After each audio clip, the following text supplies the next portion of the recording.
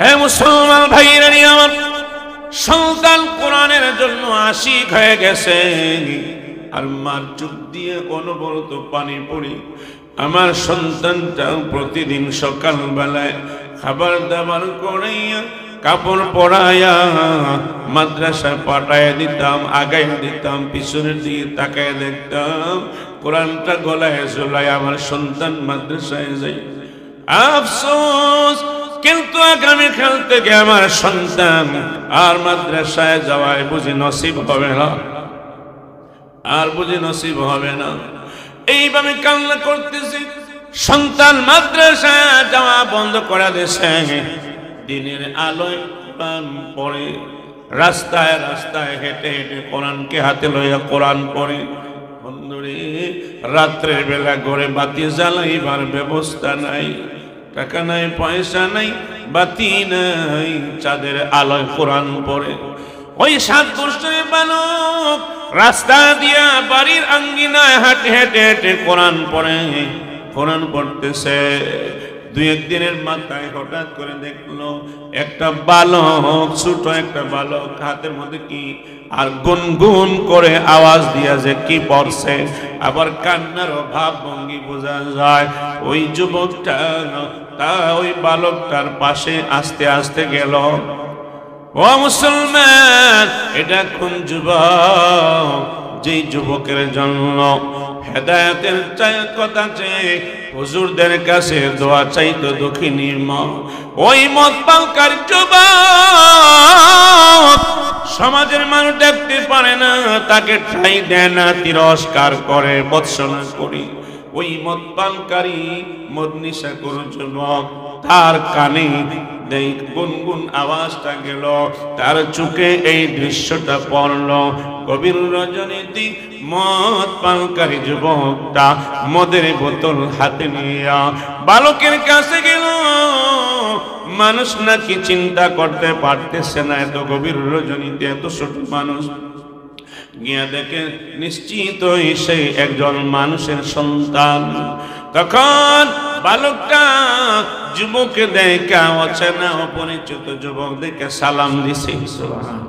আসসালামু আলাইকুম ওয়া রাহমাতুল্লাহি ওয়া বারাকাতুহু।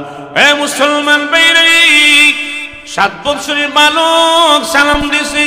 যুবক এবার বলতেছে, হে বালক, তুমি মানুষের সন্তান, এত গভীর রজনীতে খোলা আকাশের নিচে কোনো বাতি নাই, কোনো সাথী নাই, কোনো বিছানা নাই, রাস্তায় হাঁটো আর কোরআন হাতে নিয়ে কোরআন পড়ো, চোখ দিয়ে কি ঘর ঘরে পানি পড়ে।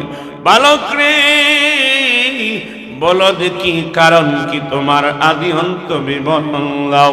বালক বলতে চায় না, না গো কে গো তুমি, আমি চিনি না, আমার কথা বলে তোমাকে বলে লাভ নাই।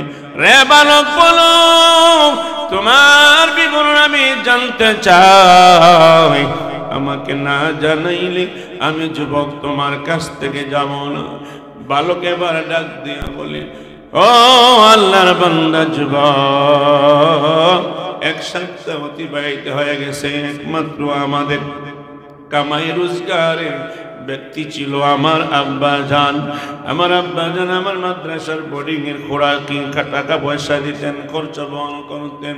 এবার আমার মা সিদ্ধান্ত করলেন, বাবা মারা যাওয়ার পরে আমাকে কাছে বসে বলতেছে, রে বাবা, তোমার বাবা মারা গেছেন, দুনিয়া থেকে চলে গেছেন, কামাই করার লোক নাই, কেমনে খাবো, কিন্তু তোমারে আবার কেমনে পড়াবো, আর পড়াইতে পারবো না। আমি বলছি গো মা, তুমি আমার জন্য দোয়া করবা আর অনুমতি দাও, তোমার কলিজার দুলালি সন্তান আল্লাহর কোরআন হিফজ করতে চায়। ভাই, আমার মা অনুমতি দিচ্ছি, চোখের পানি ফেলে দিয়ে হাউ মাউ করে কান্না করছে। এই জন্য ঘরে বাতি নাই, চুলায় আগুন নাই, পেটের মধ্যে খাবার নাই, পেটের মধ্যে কোনো খাবার নাই, বাইরে এই জন্য খোলা আকাশের নিচে আমি আল্লাহর কোরআন তিলাওয়াত করতেছি। মাকে বলছি, মা গো, তুমি যদি আমার জন্য দোয়া করো, আমি আল্লাহর তৈরি খোলা আকাশের নিচে কোরআন তিলাওয়াত করে মুখস্থ করব। 17 পারা মুখস্থ হয়ে গেছে, বাকি 13 পারা বাকি আছে। ওই মদপানকারী যুবক বলতেছি, এ ভাই দেখো আমার হাতে মদের বোতল, আমি একজন নেশাখোর মানুষ, আমি প্রতিদিন মদের বোতল পান করি। ভাই রে, তোর সামনে আমি মদের বোতলটা আমি ভেঙে দিলাম, চূর্ণ বিচূর্ণ করে দিলাম, ফেলে দিলাম, আর মদ পান করবো না রে। প্রতিদিন 200 দিরহাম আমার মদ পান করতে খরচ হয়। আমি প্রতিদিন তোমার লেখাপড়া খরচ বাতাস, তোমার ফ্যামিলি 200 দিরহাম টাকা আমি দেব। ইয়া আইয়ুহাল্লাযীনা আমানু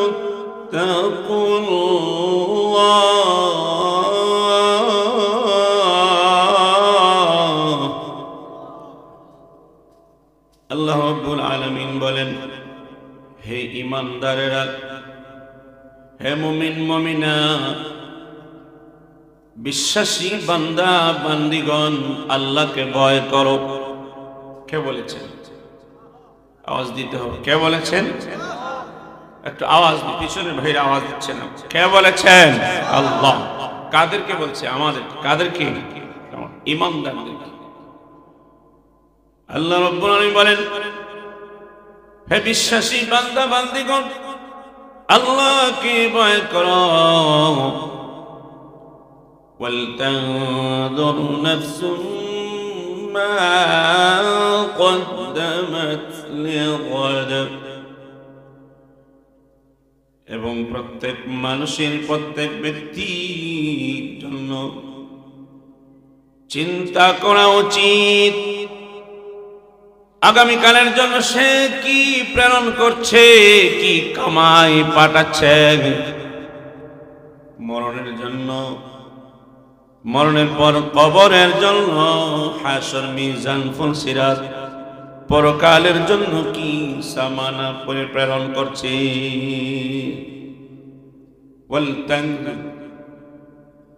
তাকিদ, লাম তাকিদ, শব্দ তাকিদ, জুমলা তাকিদ। চিন্তা করা উচিত, অত্যাবশ্যক। প্রত্যেকটা মানুষ আগামীকালের জন্য, মানে পরকালের জন্য, দুনিয়ার জিন্দেগি পায়া, হায়াত জিন্দেগি পায়া কি কামাই করছে আর প্রেরণ করছে, এ ব্যাপারে চিন্তা করা উচিত। হে আল্লাহর বান্দা বান্দিরা, মনোযোগ দিয়ে শুনবেন। এরপরে আল্লাহ রাব্বুল আলামিন আবার ইত্তাকুল্লাহ শব্দ ব্যবহার করেছেন। ওয়াত্তাকুল্লাহ, এবং আল্লাহকে ভয় করতে থাকো। আল্লাহ রাব্বুল আলামিন ইত্তাকুল্লাহ শব্দ 2 বার ব্যবহার করেছেন। কয়বার? সংক্ষেপে ব্যাখ্যাটা করেন। কয়বার? 2 বার। প্রথম ইত্তাকুল্লাহ দিয়ে আল্লাহ সবক দিচ্ছেন। তাফসিরে মারিফুল কোরআন আর তাফসিরে মাযহারি সহ 2 বার ইত্তাকুল্লাহ ব্যবহার করার প্রথম ইত্তাকুল্লাহ দিয়ে আল্লাহ বুঝাচ্ছেন, গুনাহ থেকে বেঁচে আল্লাহকে ভয় করে আল্লাহর হুকুম বিধানাবলী পালন করো। প্রথম ইত্তাকুল্লাহ দিয়ে আল্লাহ কি বুঝাচ্ছেন? গুনাহ ছেড়ে দিয়ে, গুনাহ ছেড়ে দিয়ে। কথা কন, গুনাহ ছেড়ে দিয়ে, গুনাহ ছেড়ে দিয়ে সকল বিধিবিধান চিন্তা ফিকির করে পালন করা। 2 নম্বরে আবার ইত্তাকুল্লাহ বলেছেন, বান্দা তুমি যে নামাজ পড়ছো, তোমার নামাজটা কতটুকু সহি হচ্ছে, নবীজির তরিকা মতো নামাজ পড়তেছো কিনা, নামাজের বাহির ভিতরে 13 ফরজ, 13টি ফরজ আছে কিনা নাই, ফরজগুলি তুমি জানো কি জানো না, 13টি ফরজ তোমার নামাজের বাহিরে ভিতরে ফিট হলো কি হলো না চিন্তা করো। নামাজের ওয়াজিব কয়টি? 14টি। নামাজের ওয়াজিব 14টি। 14টি ওয়াজিব নামাজের ভিতরে ফিট হলো কি না ইলম জানো আর চিন্তা করো, সঠিকভাবে নামাজ আদায় করো। রুকু সিজদা কওমা জলসা সঠিকভাবে আদায় করো রে। নামাজের ভিতরে আল্লাহর কোরআন সহি শুদ্ধ করে তিলাওয়াত করো। বাংলা এর আগে ওযু ইস্তিনজা করতে গিয়ে পবিত্রতা, প্রস্রাব, পায়খানা, ডিলা কুলুপ সুন্নাত তরিকা মতো করতে হবে।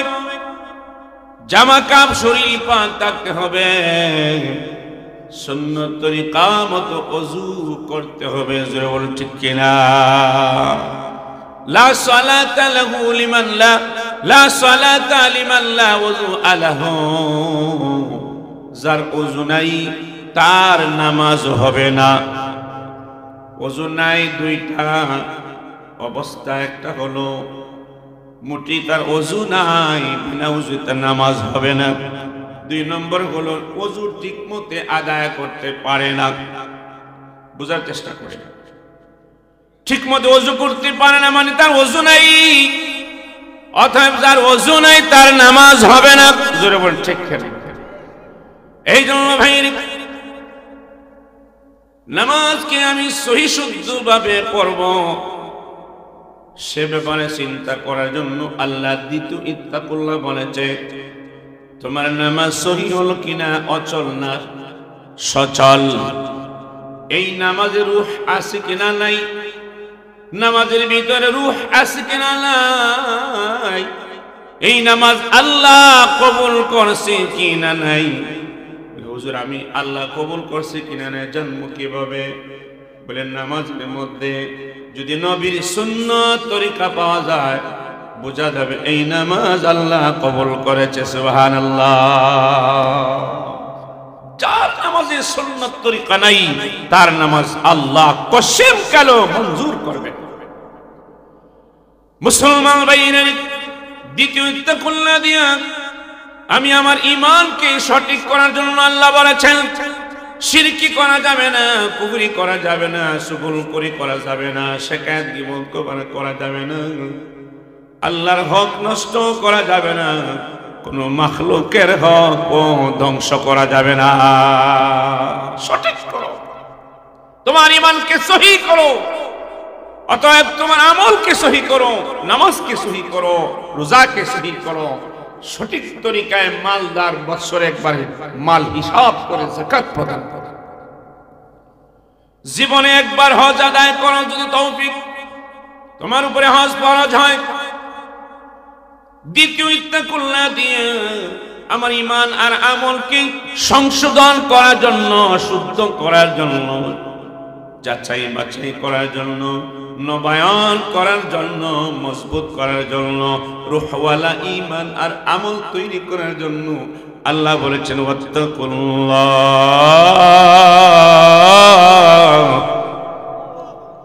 আল্লাহকে ভয় করতে থাকো, মানে তোমার আমলকে মশক করতে থাকো, আমলকে মশক করতে থাকো। ফরাইজ ওয়াজিব সুন্নাত মুআক্কাদা ইলম জানো আর ফিট করো, ইলম জানো আর ফিট করো। এটাই হলো আমল করতে থাকা, ভয় করতে থাকা।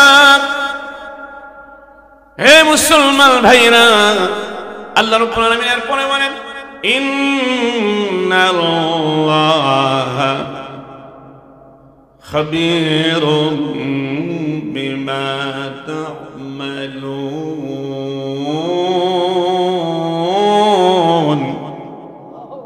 আল্লাহ বলেন নিশ্চয়ই নিশ্চয়ই তোমরা যা করো আল্লাহ সব অবহিত আছে। ঠিক না? তোমরা যা করো ওয়া'আলামু মা ফি নুফুসিকুম আই ফি সুদুরিকুম। বাংলারে আল্লাহ সবচেয়ে বেশি সম্যক আছেন, জ্ঞাত আছেন, অবগত আছেন। কোন নিয়তে সদকা করি, কোন নিয়তে যাকাত দেই, কোন তরতিবে যাকাত আদায় করি, কোন তরতিবে নামাজ পড়ি, কোন তরতিবে ওযু করি, ফরজ গোসল করি, কোন তরতিবে আমি আমার স্বামী হইয়া বিবির সাথে মুআমালা করি, কেমন আচরণ করি, স্ত্রী কোন তরতিবে স্বামীর সাথে নেক আচরণ করে, সন্তান মা বাবার সাথে, মা বাবা তার সন্তানের সাথে কোন তরতিবে আচরণ করি, আমার আল্লাহ সব বিষয়ে খবর রাখেন, ঠিক কিনা? আমি মসজিদে সবার আগে হাজির হলাম মানুষকে দেখার জন্য না, আমি আল্লাহর দরবারে সবার আগে লাব্বাইক হওয়ার জন্য। সুবহানাল্লাহ। কোন নিয়তে, কোন নিয়তে, কোন মাকসুদে আমি সবার আগে নিয়ত করলাম মসজিদে যাব, সবার শেষে মসজিদ থেকে বের হব, মসজিদের খেদমত করব, ঝাড়ু দিব, মসজিদের মোছামুছি করব, মসজিদের জঙ্গল পরিষ্কার করব, মসজিদের আঙ্গিনা পরিষ্কার করব, মসজিদের মাঠটারে আমি ড্রেসিং করে দেব। বান্দারে কোন নিয়তে করছ? আল্লাহ পাওয়ার জন্য না দায়িত্ব নেওয়ার জন্য, মানুষের সুনাম খ্যাতি অর্জনের জন্য না মালিককে খুশি করার জন্য? যাচাই করো। জোরে বলেন ঠিক না? আমার আল্লাহ সব খবর রাখে। আমার ভাইয়েরা, এই জন্য সবসময় আমি খেয়াল করব আমার ডান দক্ষিণে ছোটা বসা, চলা ফেরা, নামাজ, ইবাদত বন্দেগী যা করি, যে আমল গোলা করি, সে আমল গোলা যেন একমাত্র কাকে খুশি করার জন্য করব। জোরে বলেন কাকে? আরো জোরে বলেন কাকে? আল্লাহকে। জোরে বলেন আল্লাহ। আল্লাহ খুশি করেছেন। অতএব আমরা যে মাহফিল আসলাম, বয়ান করতে আসলাম, আর আপনারা যে শুনতে আসছেন, আমার প্রোগ্রাম বেশি হওয়ার জন্য বক্তা সাহেব উপস্থাপনাটা সুন্দর করব এই নিয়তে না, ওই ফিকির থাকবে আমি দাওয়াত নিয়ে আসলাম উম্মতের কাছে আল্লাহর দ্বীন পৌঁছানোর জন্য, ঠিক কিনা? আল্লাহ রাব্বুল আলামিন সম্মুখ আছেন, অবগত আছেন, আছেন কিনা? নাই। মুসল্লিরা মাহফিলে আসেন কোন নিয়তে? জীবন পরিবর্তনের জন্য, আল্লাহর কথা রাসূলের কথা শোনার জন্য, না নিজেকে একজন মুসল্লি আখ্যায়িত করার জন্য? আল্লাহ খবর রাখেন। জোরে বলেন ঠিক কিনা? কথাগুলো বুঝতেছেন? সংক্ষেপ ভূমিকা। এই জন্য আল্লাহ বলেন, ইয়া আইয়ুহাল্লাযীনা আমানুত্তাকুল্লাহ,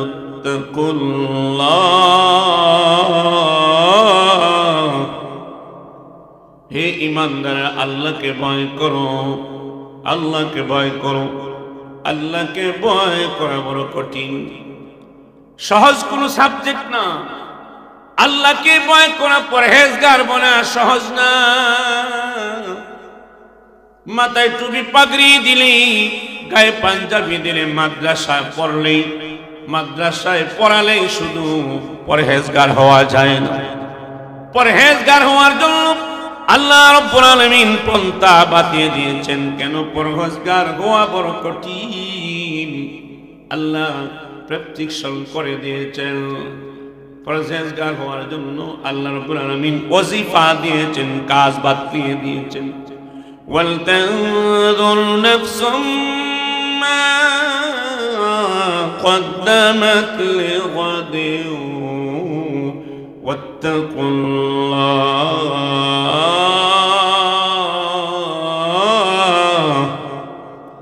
আল্লাহ রাব্বুল আলামিন বলেন, যেই মানুষটা পরকালের চিন্তা করবে,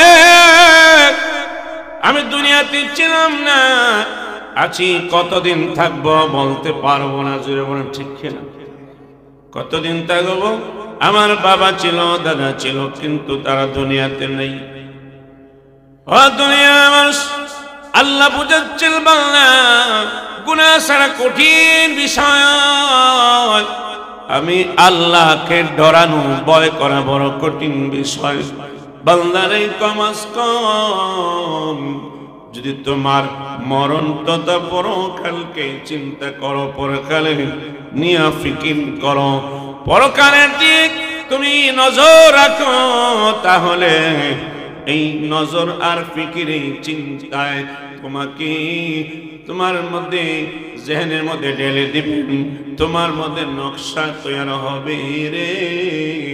পরকালে আমি যেতে হলে দুনিয়াতে ঈমান আমল তৈরি করতে হবে, ঠিক কিনা?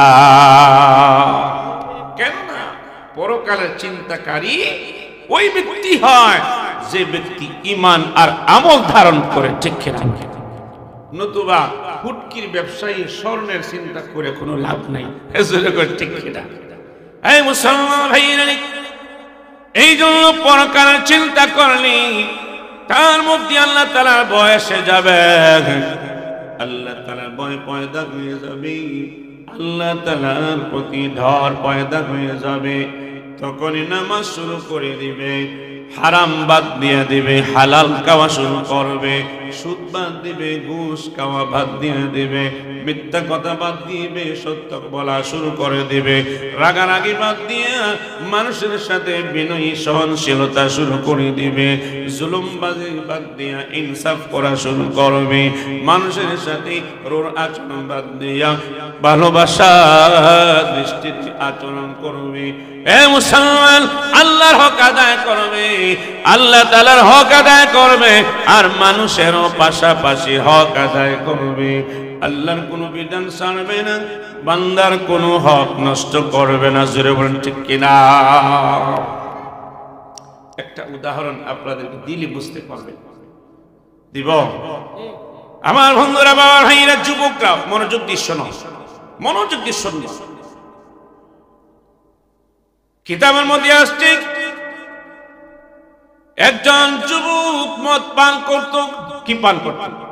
মদ পান করত। মা বারবার তাকে বলে মদ পান করা বাদ দেওয়ার জন্য, মদ পান করা বাদ দেওয়ার জন্য। মানুষ, সমাজের মানুষ তাকে তিরস্কার করে, মানুষকে ভৎসনা করে, সমালোচনা করে, নিন্দা করে, কিন্তু যুবক তো মদ ছাড়ে না। মা হুজুরের কাছে দোয়া চায়, হুজুরের কাছে দোয়া চাই, হুজুর আমার সন্তানরা মদ পান করে, মেহেরবানি করে আমার সন্তানের জন্য দোয়া করবেন। উঠাউঠি করবেন না, মনোযোগ দিয়ে শুনবেন, আমি দোয়া করে দেব। আমি বুঝি আমাদের মধ্যে যে বেমার আছে, এই বেমারে দৌড়ায় মানে কত যে বেমার আছে। এই বিমারির রোগের কথা, চিকিৎসার কথা কইলি দেখা যায় অনেক দুর্বলতা। অ্যাপারসিয়াস দেখাইলাম, মেডিসিন বিশেষজ্ঞ দেখাইলাম, রোগ ভালো হয় না, এখন ফিসাবরেও বিশ্বাস করে না। ঠিক এক কথা কয় কি হয় না? এই জন্য কোরআনের মাহফিলে আসলে খাওয়া দাওয়া করে আসবেন, ওযু ইস্তিনজা একদম বসা। আমি যে বসছি আলহামদুলিল্লাহ সারা রাত্রি কথা বলতে পারবো ইনশাআল্লাহ, কোনো জরুরত হবে না ইনশাআল্লাহ। এই নিয়তে আসতে হবে। ওটাওটি করবেন, কি শুনলেন আর কি বুঝবেন, কথা ঠিক কিনা? এই কথা ঠিক কিনা? যারা উঠাউটি করে মাহফিল বুঝবেন, এরার ভিতরটা ভালো না, বেমার সৃষ্টি আছে, বেমার আছে। আল্লাহ হিদায়াত দান করবেন, আমিন। আপনারা উঠে যাবেন, কেউ আর উঠবেন দেখি আর একজন নড়ে। যারা গেছেন দয়া করে চাটা খাইয়া তাড়াতাড়ি জরুরত সেরা চলে আসেন। আপনাদের পায়ে ধরে বলি, কোরআনের মাহফিল হয়তো আমার জীবনে নাও পাইতে পারে, ঠিক কিনা? হ্যাঁ মুসলমান ভাইয়েরা, যুবক প্রসিদ্ধ মদ পানকারী, তার সামনে কেউ কথা বলতে পারে না, কিন্তু আড়ালে কথা বলে, আড়ালে কথা বলে, সমালোচনা করে, তিরস্কার করে, মা কান্নাকাটি করে। আমার সন্তান গো, মদ পান করে বড় খারাপ অভ্যাস, তোমরা দোয়া করবা। হুজুরের কাছে বলে, হুজুর আমার সন্তানের জন্য প্রাণ খুলে দোয়া করে। হুজুর আমি নামাজ পড়ি, তার বাবা নামাজ পড়ে, হুজুর কিন্তু সন্তান নামাজ পড়ে না। এরপরে মদের বোতল লইয়া দৌড়ায়, খলিজা কাল কাল হয়ে যায়, মা কাঁদায় আর মানুষের কাছে দোয়া চায়। এখানে থাকে না। আরেকটা ফ্যামিলিতে একজন মহিলা কিছুদিন আগে তার স্বামী মারা গেছে। 7 বছরের একটা বালক মাদ্রাসায় হিফজখানায় ভর্তি করছে। মনে থাকবেন ঘটনাটা, কিতাব এটা গাজী খালু কিচ্ছা কিতাবে আছে। হ্যাঁ মুসলমান ভাইয়েরা, স্বামী মারা যাওয়ার পরে সন্তান বাড়িতে আসছে, বাবা মারা গেছে, দাফন কাফনের ব্যবস্থা করেছে। এবার 7 বছরের বয়স্ক বালকের কাছে বসে মা বলে, বাবা রে, আমাদের ফ্যামিলিতে আর পুরুষ বলতে আপন বলতে কেউ নাই। বাবা, তোমার বাবা বেঁচে ছিল, রুজি কামাই করতো, তোমার লেখাপড়া খরচ বহন করতে পারত, কিন্তু আমি রে, রুজি করার তো সুযোগ নাই। মহিলা মানুষ কেমনি কামাই করব? তোমাকে লেখাপড়ার খরচ তোমার বোর্ডিং এর খোরাকি দিব। এ বাবা, আমি আর তোমাকে পড়ালেখা করাইতে পারবো না। সন্তানের কলিজায় আগুন ধরে দিছি না। আল্লাহু আকবার, জোরে বলেন আল্লাহ। সন্তানের কলিজায় আগুন, মার কলিজায় আগুন। সন্তানকে আমার কোরআন পড়ানোর নিয়ত ছিল, স্বামী মারা গেছে, কিন্তু আমার সন্তানটা বোধহয় আর পড়াইতে পারবো না। সন্তানকে কাছে বসাই মা ডাক দিয়া বলে, বাবা রে, তোমাকে আর পড়াইতে পারবো না, টাকা নাই পয়সা নাই, আমাদের কেমনে খাবারের ব্যবস্থা তা বলতে পারি না, তবে পরিষ্কার বলে দিলাম, তোমার লেখাপড়ার খরচ আমি মা হয়ে বহন করতে পারবো না। সন্তান ডাক দিয়া কয়, মা,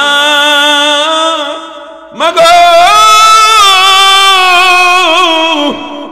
তুমি যদি আমার লেখাপড়া খরচ না দিতে পারো গো মা, মাদ্রাসায় যাব না বালকাতা, আল্লাহর তৈয়ারি গভীর রাত্রিতে মহাশূন্যে তারকা এবং চাঁদের আলোতে আমি কোরআন পড়ব।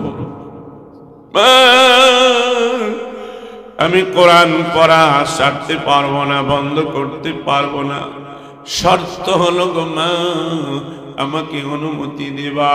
আর 2 নম্বরে মান রব্বুল আলামিনের জন্য কাছে আমার জন্য দোয়া করবা।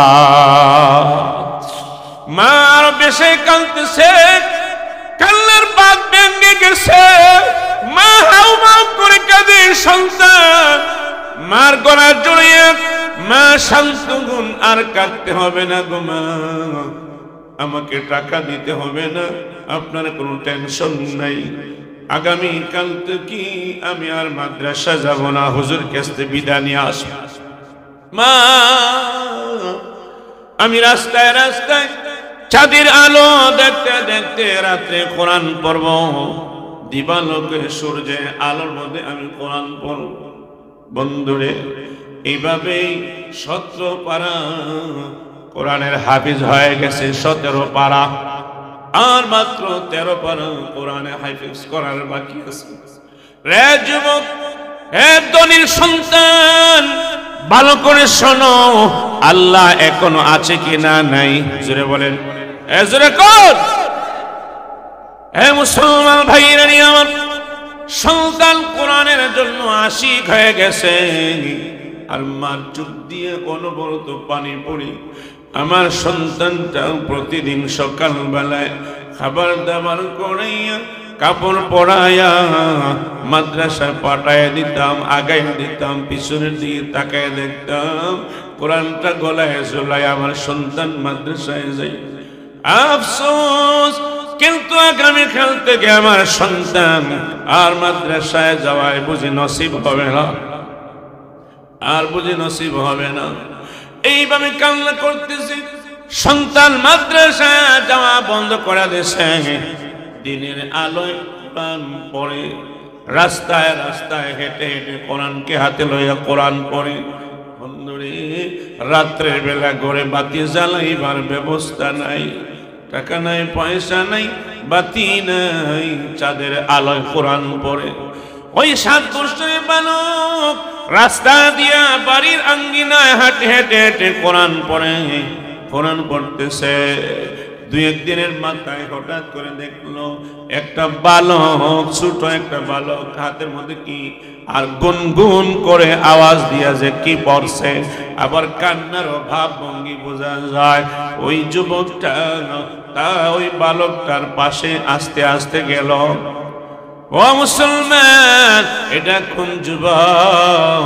যেই যুবকের জন্য হেদায়েতের কথা চেয়ে হুজুরদের কাছে দোয়া চাইতো দক্ষিণী মা, ওই মদ পানকার যুবক সমাজের মানুষ দেখতে পারে না, তাকে ঠাঁই দেয় না, তিরস্কার করে, ভৎসনা করি।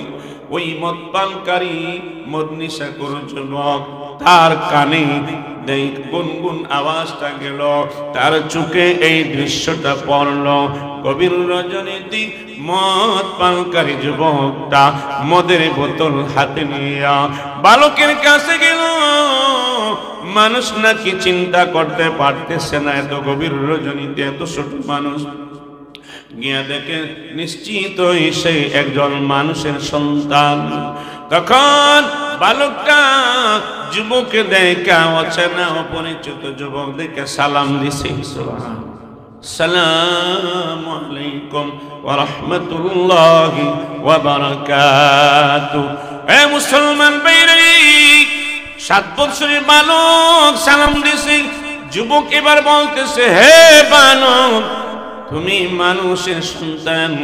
এত গভীর রজনীতে খোলা আকাশের নিচে কোনো বাতি নাই, কোনো সাথী নাই, কোনো বিছানা নাই, রাস্তায় হাঁটো আর কোরআন হাতে নিয়ে কোরআন পড়ো।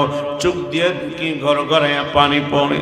বালক রে, বলো দেখি কারণ কি তোমার, আদি অন্ত বিবরণ দাও। বালক বলতে চায় না, না গো কে গো তুমি, আমি চিনি না, আমার কথা বলে তোমাকে বলে লাভ নাই। রে বালক, বলো তোমার বিবরণ আমি জানতে চাই। আমাকে না জানাইলে আমি যুবক তোমার কাছ থেকে যাব না। বালক এবার ডাক দিয়া বলে, ও আল্লাহর বান্দা যুবক, 1 সপ্তাহ অতিবাহিত হয়ে গেছে। একমাত্র আমাদের কামাই রোজগারের ব্যক্তি ছিল আমার আব্বা জান। আমার আব্বা জান আমার মাদ্রাসার বোর্ডিং এর খোরাকি টাকা পয়সা দিতেন, খরচ বহন করতেন। এবার আমার মা সিদ্ধান্ত করলেন, বাবা মারা যাওয়ার পরে আমাকে কাছে বসে বলতেছে, রে বাবা, তোমার বাবা মারা গেছেন, দুনিয়া থেকে চলে গেছেন, কামাই করার লোক নাই, কেমনে খাবো, কিন্তু তোমারে আবার কেমনে পড়াবো আর পড়াইতে পারবো না। আমি বলছি গো মা, তুমি আমার জন্য দোয়া করবা আর অনুমতি দাও। তোমার কলিজার দুলালি সন্তান আল্লাহর কোরআন হিফজ করতে চায়। ভাই, আমার মা অনুমতি দিচ্ছি। চোখের পানি ফেলে দিয়ে হাউ মাউ করে কান্না করছে। এই জন্য ঘরে বাতি নাই, চুলায় আগুন নাই, পেটের মধ্যে খাবার নাই, পেটের মধ্যে কোনো খাবার নাই, বাইরে। এই জন্য খোলা আকাশের নিচে আমি আল্লাহর কোরআন তিলাওয়াত করতেছি। মাকে বলছি, মা গো, তুমি যদি আমার জন্য দোয়া করো, আমি আল্লাহর তৈরি খোলা আকাশের নিচে কোরআন তিলাওয়াত করে মুখস্থ করব। 17 পারা মুখস্থ হয়ে গেছে, বাকি 13 পারা বাকি আছে। ওই মদপানকারী যুবক বলতেছি, এ ভাই দেখো আমার হাতে মদের বোতল, আমি একজন নেশাখোর মানুষ, আমি প্রতিদিন মদের বোতল পান করি। ভাই রে, তোর সামনে আমি মদের বোতলটা আমি ভেঙে দিলাম, চূর্ণ বিচূর্ণ করে দিলাম, ফেলে দিলাম, আর মদ পান করবো না রে। প্রতিদিন 200 দিরহাম আমার মদ পান করতে খরচ হয়। আমি প্রতিদিন তোমার লেখাপড়া খরচ বাতাস, তোমার ফ্যামিলি 200 দিরহাম টাকা আমি দেব। ভাই তুমি চিন্তা করো না, বলো বলো কোন মাদ্রাসায় তুমি পড়তে চাও, আমি তোমাকে অভিভাবক বনে ভর্তি করব, মাদ্রাসায় ভর্তি করে দিছে। সংক্ষেপে বলি, সন্তান মাদ্রাসা যায়, মদ পানকারী যুবকটা নিগরানি করে, নজরদারি করে, ঠিকই মদ পান করা বাদ দিয়ে দিছে। বন্ধুরি, মাদ্রাসায় যেদিন ভর্তি করে দিছে, ওই দিন রাত্রে এত বেদম কান্নাকানি করেছে, প্রভু গো, আমি অনেক দিন আমি আপনার কোন আকাশের নিচে আপনার দৃষ্টির সামনে, প্রভু সমাজের সকলেই জানে আমি যে মদ পান করি গো প্রভু, কত গুনাহ করেছি, এই গুনার জন্য একটু দিলে ব্যথা লাগে না, এক ফোঁটা পানি আসে না, কিন্তু একটা সন্তান তোমার গুনাহ মারা গেছে, তার একটা সন্তান 7 বছরের বালক রেখে গেছে, আল্লাহর কোরআন পড়তে পারবে না বিধায় খোলা আকাশের নিচে পড়তেছে আর হাউ মাউ করে কাঁদে। প্রভু, কোরআন পড়ার জন্য যদি হাউ মাউ করে কাঁদতে পারে, খোলা আকাশের নিচে চাঁদের আলোয় যদি কোরআন পড়তে পারে, আমি নাফরমান নিমক হারাম কেমনে মদ পান করব? প্রভু গো, আর কোনো দিন আমি মদ পান করব না, আমাকে মাফ করে দাও। ওই কোরআনের পাখি শিশুটার বদৌলতে তোমার কোরআনের খেদমত করার কারণে আমি নিয়ত করেছি, তাকে কোরআনের হাফিজ বানা পর্যন্ত খরচ বহন করো প্রভু, এর বিনিময়ে আমি মদকুরকে মাফ করে দাও। সুবহানাল্লাহ। এ মুসলমান ভাইরানি আমার, মনোযোগ দিয়ে শুনেন, কয়েক মাস অতিবাহিত হয়ে গেছে, সন্তান মাদ্রাসায় যায়, প্রতিদিন কিন্তু 200 দিরহাম পায়, আবার মদ করে নিগরানি করে, সমাজের কেউ জানে না, মাও জানে না যে সন্তান মদ পান করা বন্ধ করে দিছি, আর একটা কোরআনের সন্তানকে মাদ্রাসায় খরচ দিতেছি। আল্লাহু আকবার, আল্লাহু আকবার আওয়াজে আয় না, মুখে বন্ধ হয়ে গেছে, ইমানে তো দুর্বল, চিল্লাবেন আল্লাহু আকবার। ইমানের কথা বললে যে ইমান বাড়ে না, বোঝা গেল বিপদ আছে, বিপদ আছে, বিপদ আছে। আল্লাহ মাফ করে বলে আমিন। এ মুসলমান ভাইরা আমার, আমি কয়েক মিনিটের ভিতরেই আমার কথাটি শেষ করব, লম্বা করব না, ঠান্ডার দিন আখেরি দোয়া করে বিদায় দিয়ে দিব। প্রতি সময় আমার বয়ান আপনারা শুনেন। ভাই, এমন কান্না করছে যুবকটা, নিজের ঘরের ভিতরে দুনিয়া থেকে বিদায় হয়ে গেছে। ভোরবেলা হলো, মা ফজরের নামাজ পড়ার পরে সন্তানকে দরজার সামনে গিয়ে ডাক দিতেছে, বাবা তুমি দরজা খোলো, নামাজ পড়ো। নামাজ পড়তো না, মদ পান করতো। এরপর মা, মদ পান করিস না, নামাজ পড়, সদা নেই তো মা প্রেশার দিয়ে রাখতো, দাওয়াত দিত। সন্তানের দরজার সামনে ডাক দে, কিন্তু সন্তানের নড়াচড়া নাই। দরজাটা ধাক্কা দিয়ে মা ভিতরে ঢুকিয়া দেখি সন্তানটা তো দুনিয়া থেকে বিদায় নিয়ে গেছে।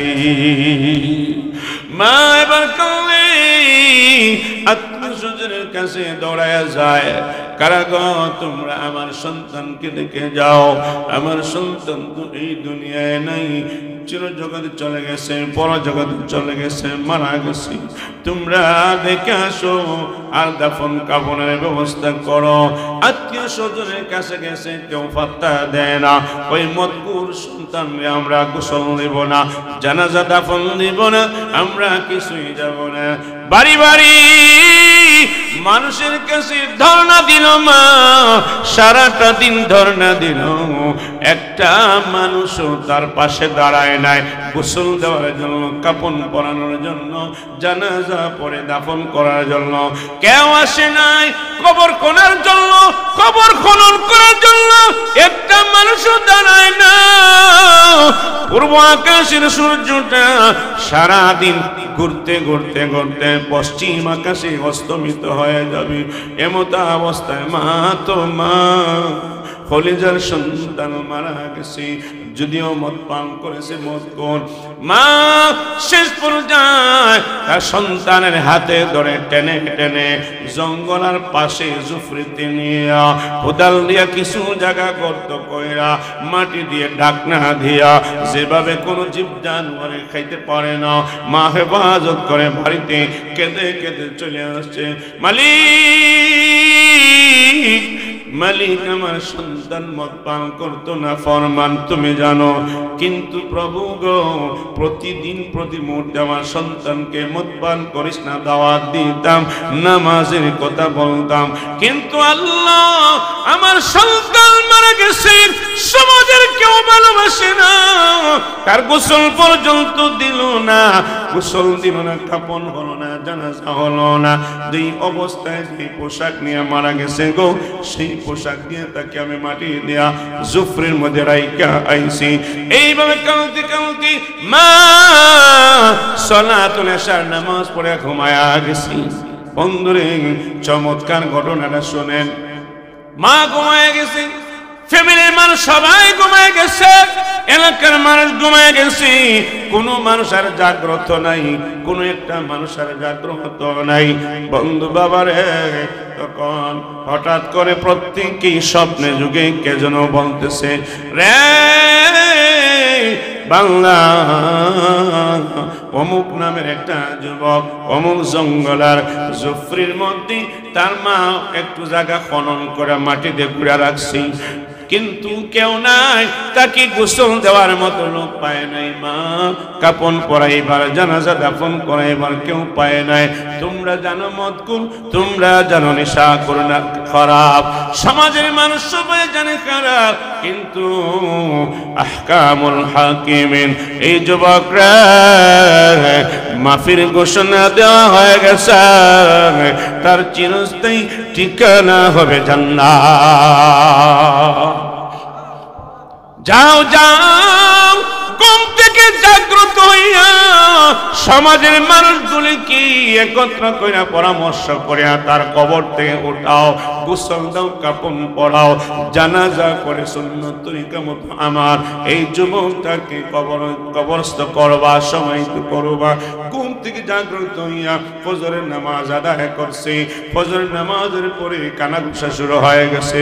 ভাইরে এমন একটা স্বপ্ন দেখলাম, জীবনে কোনোদিন দেখি নাই। কয় কি স্বপ্ন? কইরা তো আমিও দেখছি, আরেকজনে কয় আমিও দেখছি, আরেকজনে কয় আমিও দেখছি। দেখতে দেখতে গ্রামের সকল সাবালক পুরুষেরা দেখছে, বলতেছে এখন কি করা যায়? চলো আল্লাহ কেমনে মাফ করে দিছে। এমন স্বপ্ন একজনে দেখতে পারে, গ্রামের সমাজের দুইজনে দেখতে পারে, কিন্তু প্রতিটি ঘরে সাবালক মানুষ দেখার কথা নয়। অবশ্যই আল্লাহ এখানে তার প্রতি দয়া করেছেন, মাফ করে দিয়েছেন। চলো তাকে আমরা এখান থেকে উত্তোলন করব, গোসল দিব, কাপড় পরাইব, জানাজার দাফন দিব।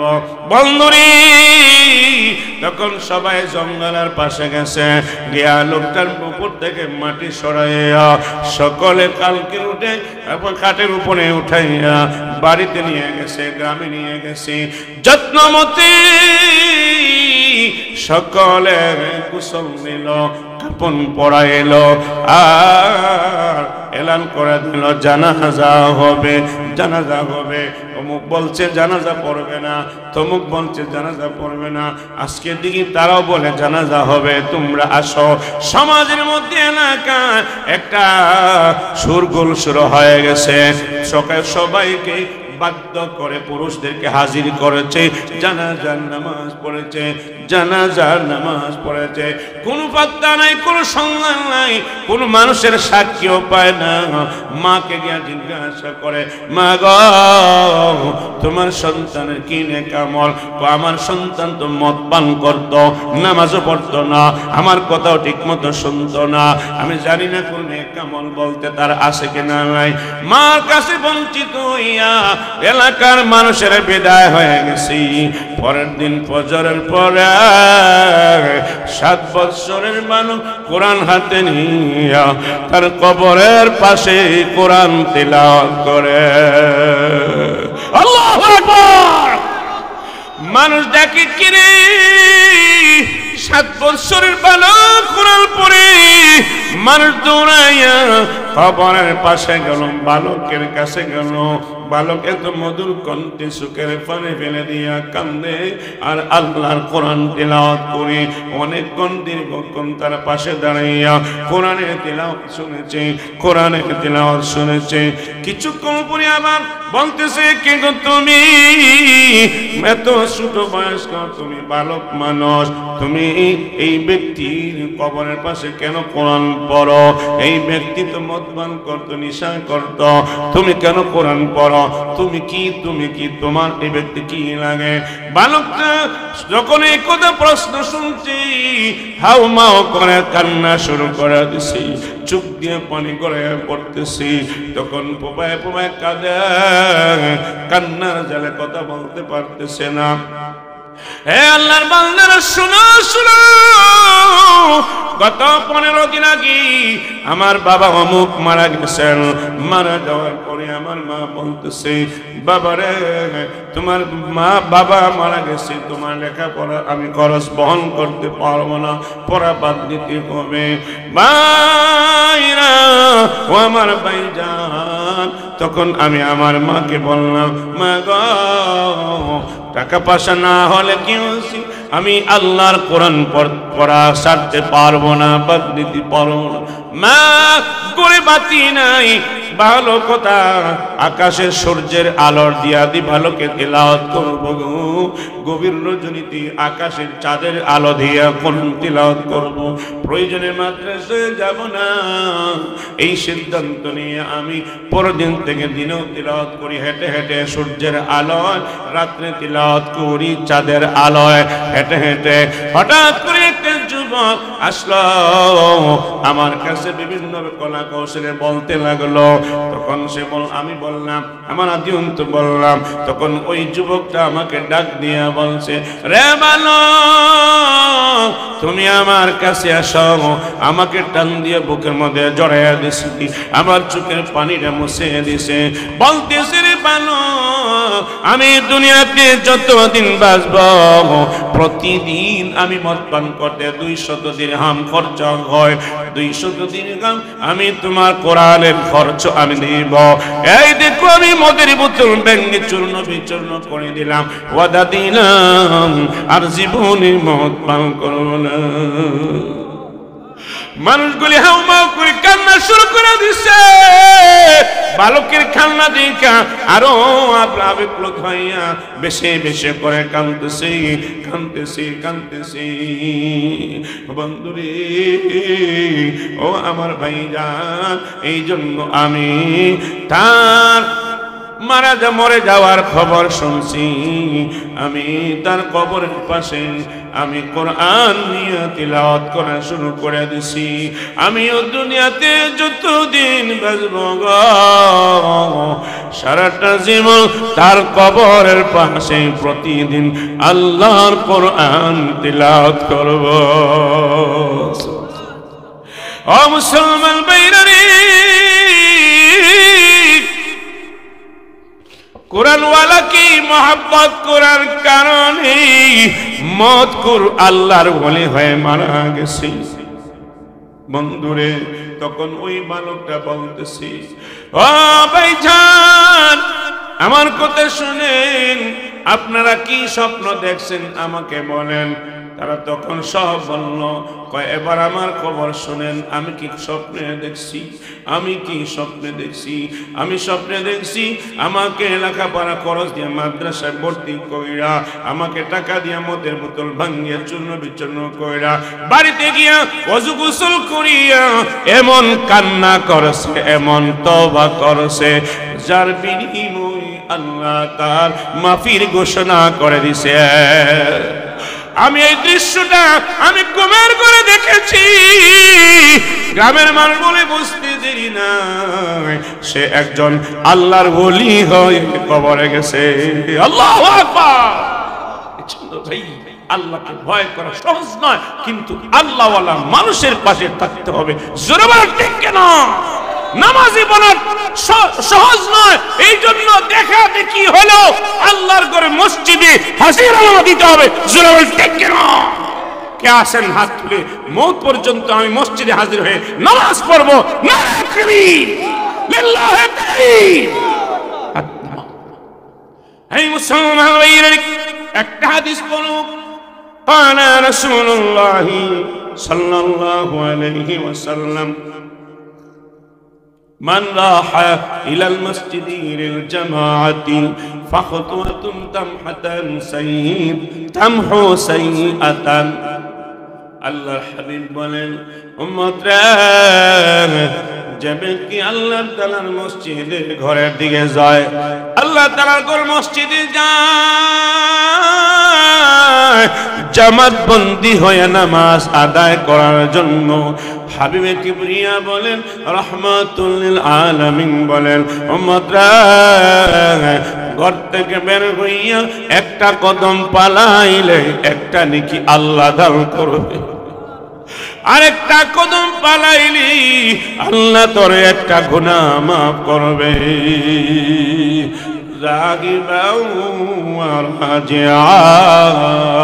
বাড়িতে কি মসজিদে যাওয়ার সময় এক কদমে একটা গুনাহ মাফ, এক কদমে একটা নেকি দেওয়া হয়। মসজিদ থেকে বাড়ির ফেরার পথে, আমার দোকানে ফেরার পথে, আমার জমিনে ফেরার পথেও এক কদমে একটা গুনাহ মাফ, আর একটা কদমে একটা নেকি দিবে। সুবহানাল্লাহ। বুঝতে পারছেন? মসজিদে আসবেন, আসবেন, আসবেন তো? এ দুনিয়ার মুসলমান ভাইয়েরা আমার, ভালো করে শুনেন। আপনার দোকান বা ক্ষেত বা বাড়ি থেকে আসা যাওয়ার সময়, মসজিদে আসা যাওয়ার সময় কোনো মানুষ যদি মারা যায়, ওই মানুষটার যদি ঈমান থাকে রে, ওই মানুষটার যদি ঈমান থাকে রে, হাদিস তিলাওয়াত করার সময় আমার হাতে নাই, আমি জুবাইর আহমদ আনোয়ারি বলতেছি, মুহাদ্দিসদেরকে জিজ্ঞাসা করবেন। আল্লাহর হাবিব বলেছেন, বাড়ি থেকে অবস্থান থেকে মসজিদে আসা যাওয়ার সময় যদি মানুষ মারা যায়, তার মরণ হবে জান্নাতি মরণ। আল্লাহর রাস্তার মরণ হবে, আল্লাহর রাস্তার মরণ হবে, আল্লাহর রাস্তায় মরণ হবে।